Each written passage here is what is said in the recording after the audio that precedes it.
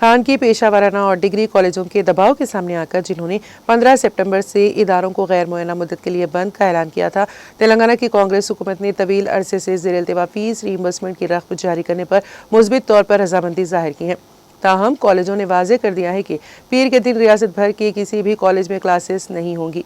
नायब वज़ीर आला मल्लू भट्टी विक्रमार्का, वज़ीर IT Sridhar Babu, chief secretary K Ramakrishna Rao और महकमे तालीम के आला हुक्काम ने इतवार की शब तेलंगाना हायर एजुकेशन इंस्टीट्यूशन की फेडरेशन के नुमाइंदों के साथ तवील इजलास किया। इजलास के दौरान इन कॉलेजों के मुताबिक नायब वज़ीर आला ने 1200 करोड़ रुपए के ज़ेर-ए-इल्तिवा टोकनों की अदायगी को जल्द से जल्द मुकम्मल करने के लिए मुस्बित रवैया इख्तियार किया। ताहम फाइनेंस डिपार्टमेंट के हुकाम ने हर कॉलेज के बकिया टोकन्स और वाजिबुल अदा रकम की दुरुस्त मालूमात जमा करने के लिए 1 दिन की मोहलत तलब की। फेडरेशन ने वाजे किया कि अगर हुकूमत उनके मुतालबे को पूरा नहीं करती है तो मंगल से हड़ताल जारी रहेगी।